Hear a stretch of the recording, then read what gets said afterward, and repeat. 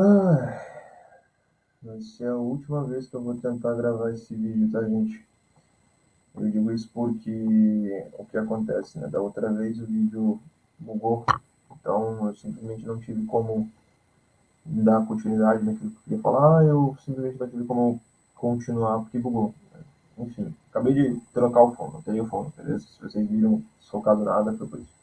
De qualquer forma, eu quero dar início logo para falar o menos possível e ficar o mais rápido e dinâmico esse vídeo.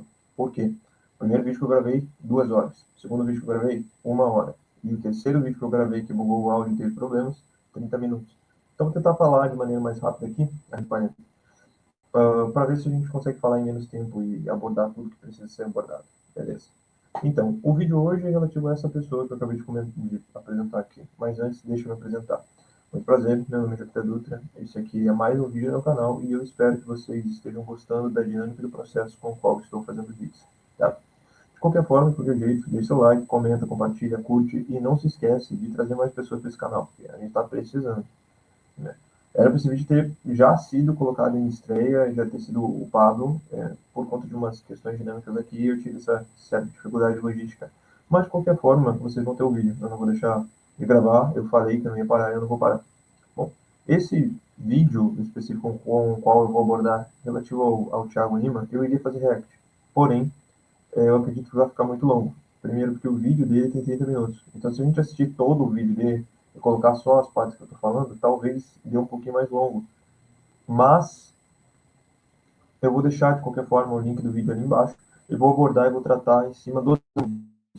Caso alguém queira pesquisar por conta própria, né, não se sinta contente com o link que vai estar na descrição, o nome do vídeo é O Engano do Tempo, provando que Cristo foi contra o tempo, verdade escondida pela religião. Esse é o vídeo. Enfim, esse vídeo vai começar de algumas maneiras abordando e tratando de algumas falas relativas ao próprio ao próprio pregador que vai ser mencionado no começo, que é o Osiel Gomes. Tá? O Osiel Gomes ele vai trazer uma fala em uma aula que ele está dando ali. Ele vai dizer que Jesus não foi contra o templo, não é à toa, porque Deus, né, autorizou que Davi construísse o templo. E esses foram os erros específicos que o Osiel deixou. Talvez o Osiel tenha explicado melhor, né, isso no vídeo, mas eu não assisti o vídeo do Osiel. Eu peguei só o corte do Thiago e eu estou lidando só com o corte do Thiago. Tá? O Osiel, ele erra quando ele ponta da seguinte maneira, no seguinte sentido. Jesus não foi contra o tempo. Foi. Jesus foi contra o farisaísmo, por assim dizer, e a maneira como ele estava sendo aplicado. Então, todo o processo litúrgico que estava sendo feito, toda a maneira como eles estavam organizando as coisas, a forma que as leis eram dispostas, o jeito que os rabinos tratavam uns aos outros, isso era problemático. E por isso nós podemos dizer que Jesus foi contrário ao templo. Ah, mas ele foi contrário ao templo de pedra? Não. E aí que o Tiago ele erra objetivamente, porque ele tem um escopo, uma perspectiva gnóstica. E nós já vamos lidar a respeito do que é o gnosticismo e o porquê que eu coloquei isso no título para a gente acertar. Tá? Posteriormente, ele também erra quando ele diz que Deus autorizou que Davi construísse o templo. É mentira. Deus não permitiu que Davi construísse o templo. Não é à toa que nas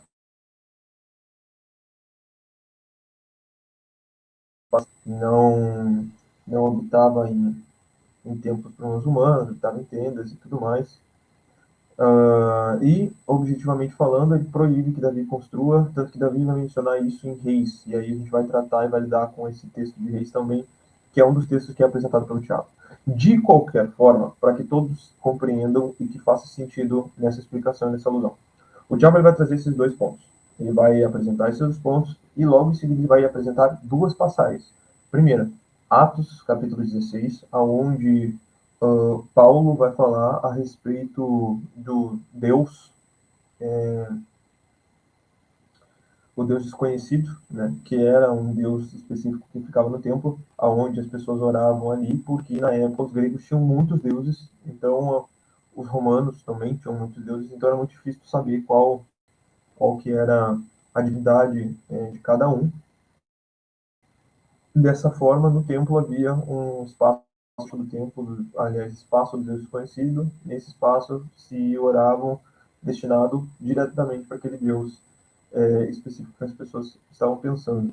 No caso, Paulo utiliza esse instrumento. Não só utiliza esse instrumento, mas ele utiliza de poesias que eram da época para validar o ponto que ele estava utilizando. Ou seja, ele utiliza da cultura de Atenas, da cultura como cidadãos gregos, como um todo, no geral, exatamente para que eles consigam fazer análises e consigam compreender qual era o sentido que Paulo estava pregando e o que ele estava falando. Ele tentou trazer o cristianismo de maneira mais próxima para essas pessoas, ele ambientou, tá? Só que numa parte da passagem, Paulo vai falar que é um Deus que não habita em templos construídos por mãos humanas. É isso que ele vai dizer, certo? Ele vai discursar relativo a isso.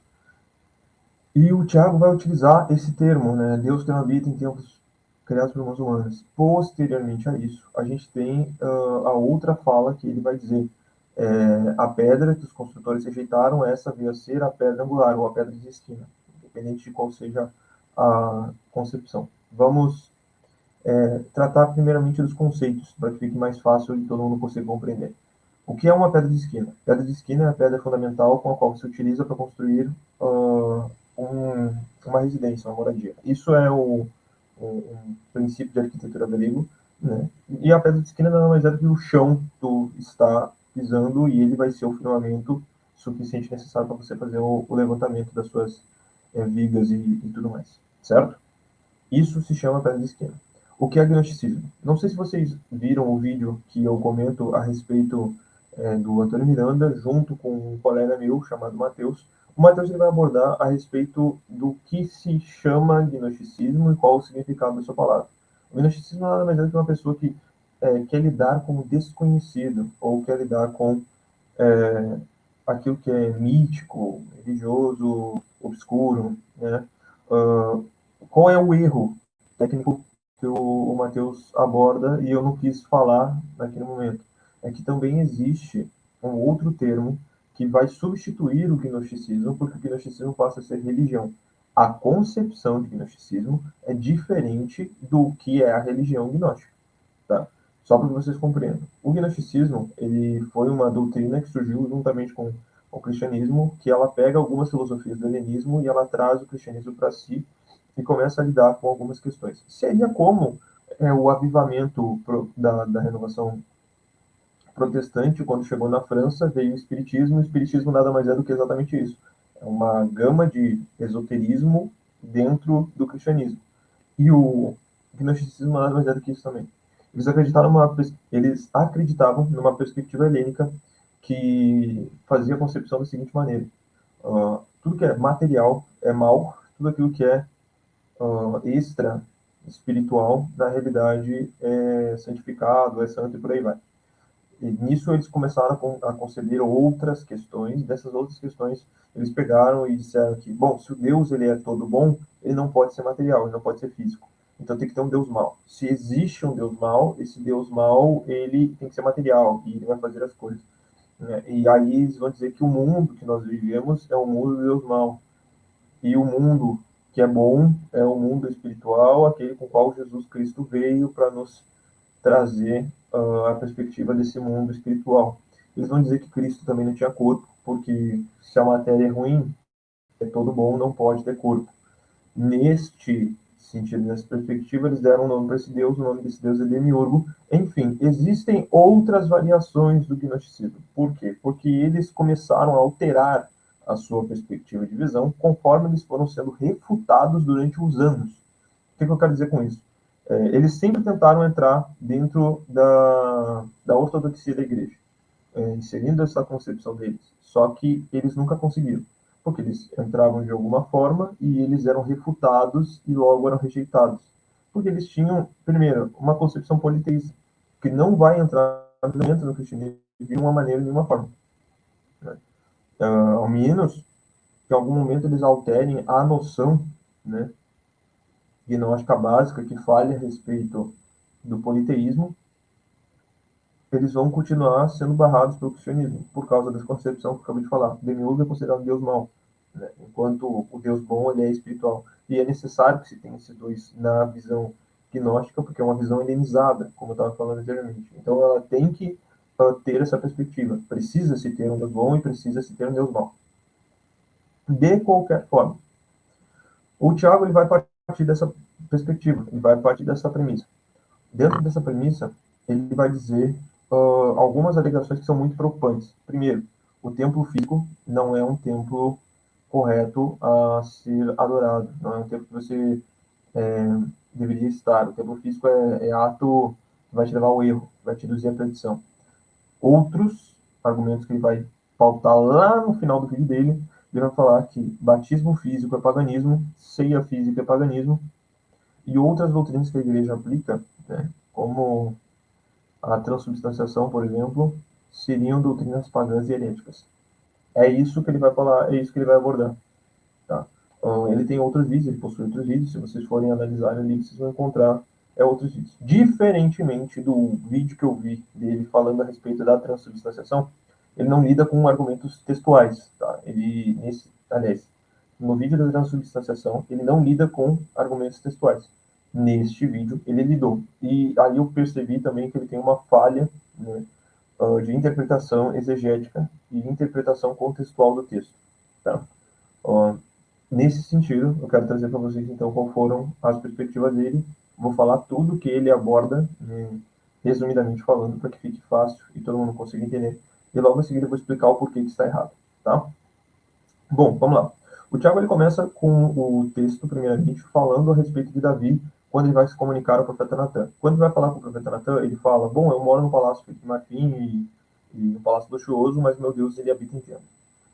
Eu estou com vontade de construir um templo, né? Resumindo aqui para vocês, tá? O texto não vai dizer, estou com vontade de construir um templo. Ele quer construir um templo. Ele fala para Natan, Natan diz, vai, faz o que tu quer do teu coração, porque Deus está contigo. É isso que ele vai dizer. De qualquer forma, né, Natan vai orar a Deus e Deus fala com Natan. Deus, falando com Natan, chega para ele e fala, diga ao meu servo Davi, assim diz o Senhor. E aí ele vai contar toda a história de Israel, desde o período que saiu do Egito até o momento que eles estavam presentes naquele momento. Ele vai dizer assim, em todo esse momento, nunca cobrei, que eu nunca falei relacionado à construção de tenda. Tá? Eu estou resumindo o texto. Então, se vocês quiserem olhar e analisar o texto, também vou colocar na descrição para que fique mais fácil ainda, até porque o meu tempo é escasso. Agora são 10 horas quase e eu tenho que postar isso meio-dia. De qualquer forma, vamos lá. Esta situação, essa condição, coloca, né, Davi numa situação meio que vexatória. Né? E o Tiago ele vai tratar como se Deus estivesse falando para ele, cara, o que você está querendo fazer? Está querendo me reduzir? Está querendo me colocar? Ok, a gente vai lidar com esse argumento posteriormente. Certo. Depois vem a profecia messiânica. Depois da profecia messiânica, ele passa para o próximo texto. No próximo texto, já estamos falando de um Davi idoso com seu filho Salomão. E aí Davi passa orientações a Salomão. Né? E esse texto está em 2 Samuel. Tá? Neste texto, Davi vai falar para Salomão que Deus não permitiu que ele construísse o templo porque ele tinha muito sangue nas suas mãos. Ele tinha derramado muito sangue, por isso ele não poderia construir. Né? E aí o Tiago ele vai lidar com a contradição dos dois textos. Ele vai dizer que, bom, o texto que a gente acabou de ver foi o texto de Natan fazendo a sua narrativa, explicando aquilo que Deus tinha falado para ele diretamente. E agora nós temos o texto da interpretação de Davi a respeito daquilo que Natan havia falado, e ele jogando isso para Salomão. O Tiago ele vai lidar com esses dois textos dizendo o seguinte, mentiu. Ele vai objetivamente falar dessa maneira. Davi mentiu a Salomão, né? Só que, não só isso. Como Salomão é filho de Davi diretamente, Salomão conhecia a profecia messiânica. É isso que ele vai dizer. Como Salomão conhecia a profecia messiânica, ele provavelmente sabia o começo da profecia de Natã. Se ele conhecia o começo da fala de Natã ante a Davi, tanto Salomão quanto Davi conheciam a verdadeira fala que Deus tinha dado para Davi, objetivamente. Neste sentido, tanto Davi quanto Salomão mentiram. É isso que ele vai concluir. Se Davi e Salomão mentiram, eles construíram o templo contra a vontade de Deus. Tá?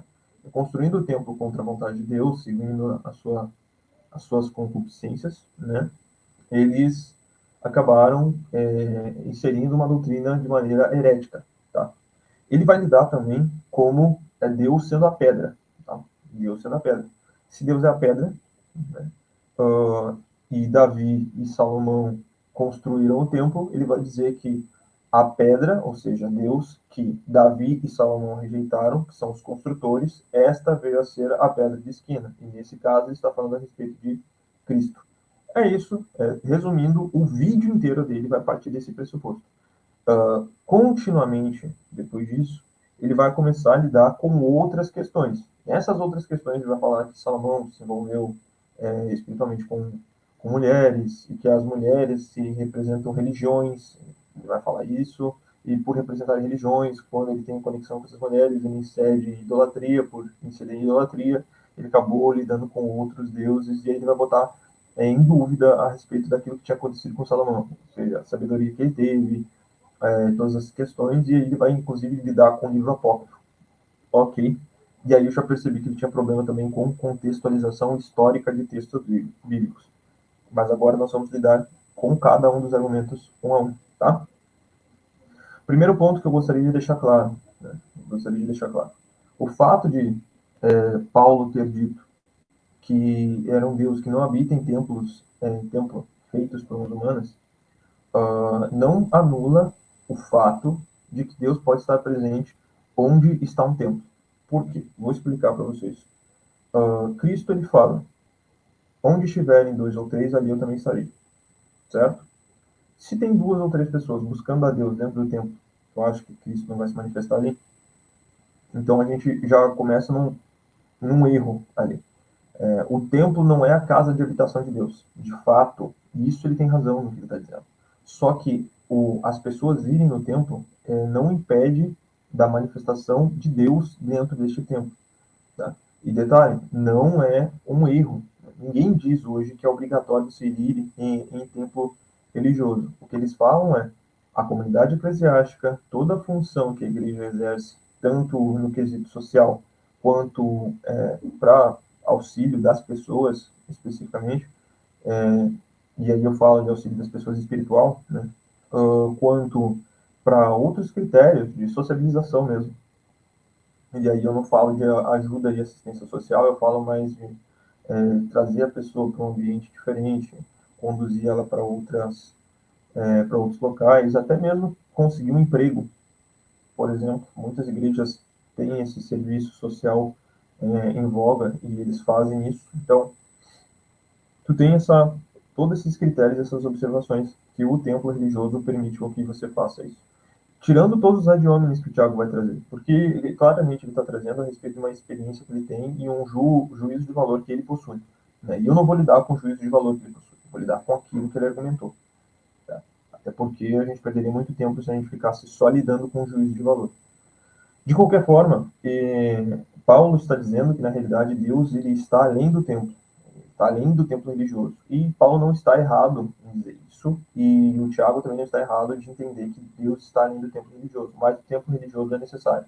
Não é à toa que uma das ordens que é dada, se eu não me engano, em Hebreus, é para que nós não deixemos de nos reunirmos em comunidade. Por quê? Porque a admoestação de uns dos outros, né, a confissão entre uns dos outros, o alcance do perdão, os homens, quando eles estão presentes, em comunidade, eles conseguem fazer a construção de uma religião mais sólida para a sua prática religiosa. O que eu quero dizer com isso? Eu quero dizer que se eu estou orando e eu converso com meu amigo para a gente orar junto, quando nós estamos orando em comunhão, é muito mais fácil a gente fazer isso do que eu orando sozinho. Por quê? Porque eu orando sozinho não vou ter a outra pessoa para me ajudar quando eu estiver mal. E da mesma maneira, também não vou ter como ajudar essa outra pessoa quando ela estiver mal. Então, a gente, unindo em comunidade, a gente consegue fazer coisas. Por isso que a igreja existe. A igreja é um espaço que tem essa função. E isso não está errado, porque acontecia desde o período de Atos dos Apóstolos. Tá? Eles não tinham templos institucionalizados, né? Por causa disso, eles não se reuniam em templos, embora ainda houvessem cristãos que se reunissem em templos judaicos, tá? E isso a gente vai ver dentro do próprio texto bíblico, em Atos dos Apóstolos, onde aparece que eles permaneciam na comunhão entre os santos, onde eles partiam o pão, onde eles também iam nos templos, ainda é necessário. Onde a gente tem João e Pedro indo num templo, e quando eles estavam chegando no templo, tinha um mendigo que estava pedindo moedas, e ele dizia: não tenho nem ouro nem prata, mas o que eu tenho te dou, e faz um milagre na pessoa específica, mas eles estavam indo no templo. Então, a gente tem textos que objetivamente falam que a vida prática cristã ainda é orientada por permanecer em comunidade, permanecer indo em locais que eram locais de adoração, objetivamente falando. Não é à toa, os cristãos se reuniam em catacumbas para continuar as suas orações e continuar seus períodos eclesiásticos. E se reuniam mais do que os cristãos hoje em dia, tá? Antigamente, os caras se reuniam 4 horas, 3 vezes ao dia, então eles tinham 12 horas de adoração e eles faziam isso sempre. Então, tinha um período da manhã, um período da tarde, um período da noite, e eles faziam essas orações sempre em comunhão. Não obstante, havia também aquelas pessoas que permaneciam dentro do templo porque elas estavam refugiadas, elas estavam se escondendo e elas moravam ali, e muitas vezes o templo, que é esses espaços reservados, que muitas vezes poderia ser casas, muitas vezes poderia ser as catacumbas, como eu mesmo falei, muitas vezes poderia ser locais que eram abandonados e eram utilizados para isso, né? Castelos, coisas assim do tipo, não vamos esquecer, eu falei isso no outro vídeo, a Igreja Católica Alemã, ela foi responsável por exilar e colocar muitos judeus dentro da sua igreja, se eu não me engano, foi na Itália, no Vaticano, ou então foi na própria igreja alemã, né? As pessoas ficavam ali para se esconder do Império Nazista que iria matá-los. Então, o templo ele também tinha essa função. Inclusive, ele vai ter essa função no Apocalipse. Então, eu requeiro que vocês prestem atenção nessa situação, porque é muito importante. Tá? Certo. Fora todos esses critérios que eu acabei de pontuar, acabei de apresentar para vocês. A gente vai lidar agora com os textos específicos que ele falou. Como a gente já acabou de lidar com o primeiro, que é relativo ao Deus que não habita em templos feitos por mãos humanas, a gente vai para o próximo, que é a pedra que os construtores rejeitaram, essa ali a ser pedra angular. O Tiago, ele erra, objetivamente falando, quando ele fala a respeito desse texto. Por quê? Porque eu acredito que ele só tenha lido o Novo Testamento, e acredito que ele só tenha lido as passagens que vão mencionar a respeito disso quando ele vai abordar esse texto. Mas a gente tem que lembrar que esse texto é uma citação do Salmo 118. E o Salmo 118 quem escreveu foi Davi. Tá? O versículo 22 é o versículo que vai falar: a pedra que os construtores rejeitaram, essa é a pedra que se tornou pedra angular. Versículo 18 ou 19, a gente vai ter Davi contando que Deus castigou ele profundamente. Ele não se identifica no texto. O que eu estou querendo dizer com vocês é isso. Tá? Ele não se identifica no texto. Não está escrito embaixo, Salmo. Porém, existe como identificação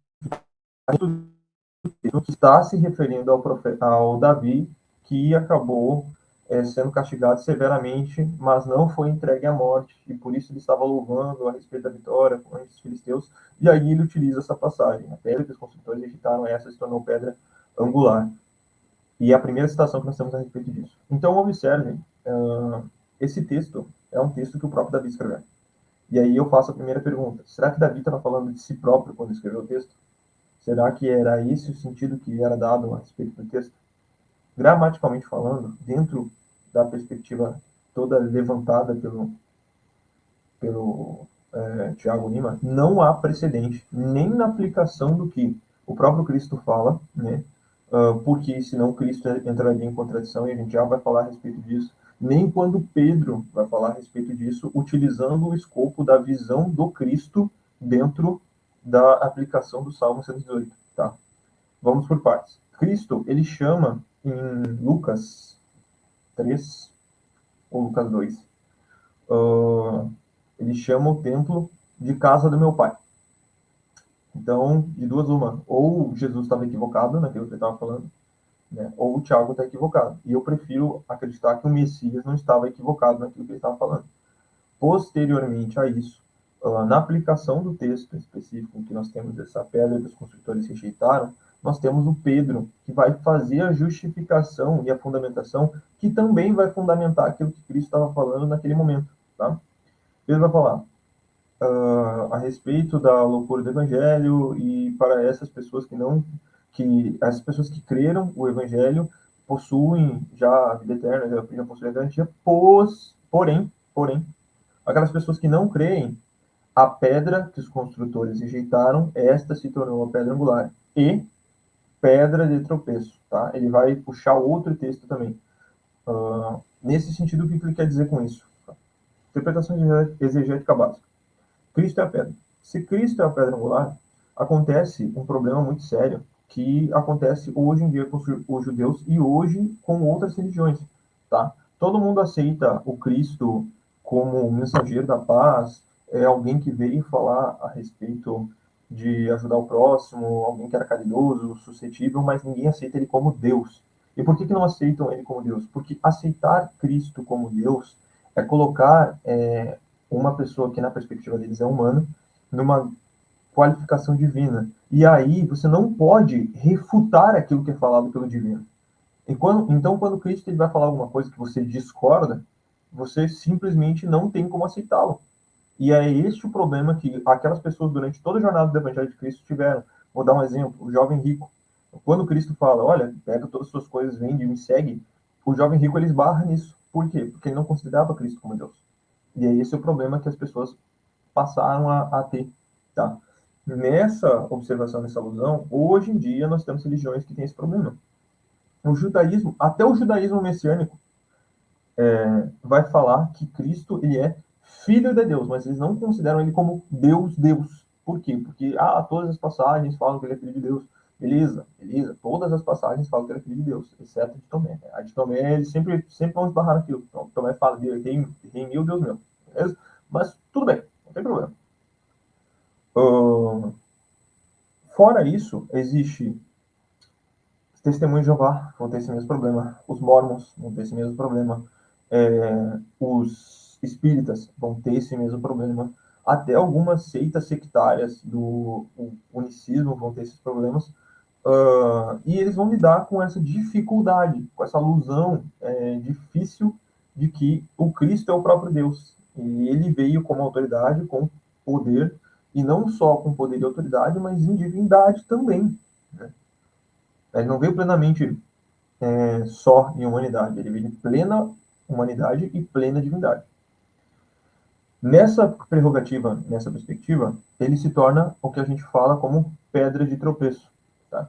Só que a partir do momento que nós consideramos a pedra angular, né, a pedra angular principal, a fundamentação se torna aquilo que Cristo fala.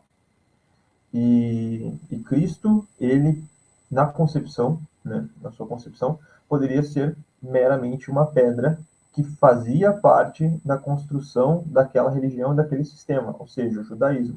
Porém, os construtores rejeitaram a pedra. E quem são? São aquelas pessoas que ajudaram a construir o judaísmo. E não estamos falando de construção física, agora nós estamos falando de metáfora. E é uma metáfora. Pedro está utilizando uma metáfora. Os construtores, que são aqueles que utilizaram do mecanismo da religião, instrumentalizaram ela e colocaram suas regras e colocaram suas prerrogativas, e eles criaram para si uma forma da religião. E os construtores rejeitaram a pedra. Então, se eles rejeitaram a pedra, acabaram se ferrando. Por quê? Porque essa é a angular. Então, é isso que vai querer aplicar, e é isso que ele vai dizer. Então, o Tiago ele passa por esses dois problemas, objetivamente falando. Agora, tratando com os textos, o contexto de cada um deles. Ele vai lidar com o texto de Samuel, segundo Samuel, que vai falar a respeito do profeta Natan, como se fosse idêntico ao contexto para falar a respeito da construção a respeito do texto de Primeira Reis, que vai falar a respeito da construção. Qual é o problema relativos? O problema é que eles são textos diferentes. Enquanto o texto de Reis vai lidar a respeito da moral, né, a respeito da soberania divina também, e a respeito de outras questões fundamentais sobre a história dos reis, de maneira resumida, contando algumas coisas com mais detalhamento, porque são relacionadas a feitos dentro do sistema judaico, da construção. Já o texto de Samuel vai lidar de outra maneira, de outra forma. E vejam, eles perpassam entre si, tá? Então o texto de Samuel vai contar a história de Davi, vai contar a história de Salomão, vai contar a história de Jeroboão, Roboão, vai contar. Vou contar cada uma delas. Já os textos que são relacionados a reis também vão contar, porque estão contando sobre os reis, né? Só que no momento ali, Samuel vai parar de contar a história e o texto de reis continua, tá? Já o texto de Samuel vai lidar com outra perspectiva, uma perspectiva mais narrativa, uma perspectiva mais ele não se preocupa tanto em contar de maneira mítica, ele não tem nem a mesma forma de escrita, nem a mesma formatação, até porque são dois autores diferentes que vão lidar com os dois textos. Tá? E nesse sentido, o Tiago ele erra objetivamente na crítica textual. Por quê? Porque se a gente for lidar da maneira como ele lidou, né, com fatos e exatidão e precisão, né, querendo dizer da seguinte maneira: olha, este texto aqui está diferente desse texto aqui. Primeiro, ele ignora duas questões. Davi pode ter meditado naquilo que Natan falou e por isso ele chegou nessa conclusão. E muitas vezes a gente vai ter outros textos que vão lidar dessa forma. Ou seja, alguém que vai meditar naquilo que foi ensinado e ele vai chegar numa conclusão específica e em seguida nós veremos essa mesma perspectiva dessa pessoa. Ou então, a passagem da profecia de Natan, ela estava incompleta, ou seja, ela só fala a respeito de uma perspectiva que era a perspectiva resumida, e essa perspectiva foi resoluta dentro do texto. Quer um exemplo claro e clássico disso? Pensa no seguinte: Sermão do Monte. Você acha realmente que tudo que está escrito na Bíblia é o Sermão do Monte? Com toda certeza absoluta, aquele sermão é resumido. E é resumido dentro da perspectiva de quem foi que escreveu. Por que eu estou dizendo isso? Porque se a gente for ler o Sermão do Monte ao vivo para as pessoas, é muito curto. E o Sermão do Monte é um sermão longo. É um sermão que perpassa por diversas questões. E principalmente quando a gente está falando, passa muito rápido. Se Cristo fez isso de maneira natural, o Sermão do Monte, que reuniu um monte de gente, deve ter durado 20, até menos tempo de fala, de prerrogativa. E a gente sabe que não é assim. Os judeus eles têm o costume de fazer falas mais longas, leitura rabínica. Cristo não leu rabinicamente até onde a gente tem o relato, né, mas a gente compreende que foi falado aquilo e foi resumido aquilo.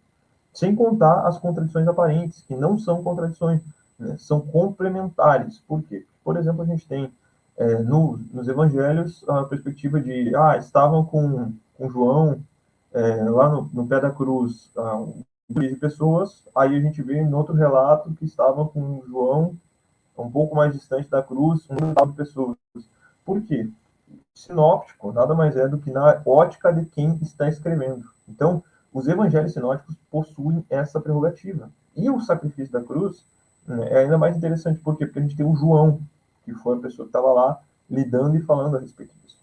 Se nós temos, então, textos que vão perpassar por essas questões, a gente obviamente vai lidar com eles de maneira complementar. Olha, na perspectiva de um estava um pouco mais longe, na perspectiva de outro estava mais perto, e assim vai. Assim vai, e aí a gente entra nos critérios de crítica textual. Então, o Tiago, ele tem esse problema, e eu acredito que não seja um problema, tipo assim, inusitado, porque ele errou. Não, eu acredito que ele faz isso voluntariamente. Por quê? Porque ele é gnóstico, ele acredita nessas questões e ele orienta e auxilia o movimento dos desigrejados quando ele faz isso. Por quê? Porque se não precisa de tempo para fazer adoração, não precisa de batismo, não precisa de ceia, quer dizer que não precisa estar vinculado com nada que seja relacionado ao corpo de Cristo, né? E a igreja é considerada o corpo de Cristo. E a igreja é comunidade. Né? Por quê? Porque um corpo, né, sem cabeça, um corpo sem um pedaço do membro, né, obviamente o membro, por conta própria, sozinho, não vai conseguir se sustentar, não vai conseguir continuar, ele vai necrosar e vai morrer.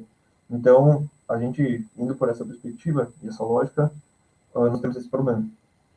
Sendo assim, eu sugiro a todos vocês que estudem. Por quê? Porque a cada tempo que passa, nós vemos mais pessoas falando sobre aquilo que não conhecem, falando de maneira que desconhecem. Eu tive que sentar para estudar contexto histórico e tudo mais, porque eu não estudei o contexto histórico dos livros na época em que eu estava fazendo o básico de teologia. Agora estou trazendo para vocês porque eu tive que sentar e estudar sobre. Mas todos esses textos de maneira resumida, né, passa por esse problema. E sempre desconfiem quando alguém vai chegar e vai dizer que existem coisas que não foram ensinadas, não foram pregadas. Vocês viram que até então eu não lidei com o texto inicial da introdução que ele vai dizer. Ah, porque as pessoas do sistema religioso não vão lidar com o texto, a passagem que fala que o véu do templo se rasgou e as pedras se fenderam. Ele não vai lidar com esse texto aprofundadamente, mas ele vai dizer que o sistema religioso não lida com ele. E eu posso dizer objetivamente que quando a gente está falando sobre o sacrifício de Cristo, pelo menos uma vez no ano, né, quando a gente está falando a respeito da ressurreição dele, né, na verdade, na sexta-feira de crucificação, a gente lida com o véu do templo se rasgando, com as pedras se fendendo, com as pedras se fendendo, né, e todas as explicações que são relacionadas a isso. Então, eu sugiro que o Tiago lide com o fato de que a igreja ela não é tudo isso que ele está pensando que é. Nós, que fazemos parte do sistema religioso, e dessa configuração que ele quis aplicar, nós temos muito mais do que só cobrança de dízimo e cobrança de oferta. E eu sugiro a todos que estão lendo, que estão verificando, estão estudando, também auxiliem-se na perspectiva de refutação. Por quê? Porque você, quando não faz isso, você acaba perdendo e apostatando da sua fé. E é necessário que você seja apto para explicar o motivo e a razão pelo qual você segue a sua fé, né? Ele vai dizer a respeito disso. E não só isso, né? Eu como agora pregador, né, itinerante por enquanto, não vou em outros locais, eu estou pregando localmente mesmo na minha igreja.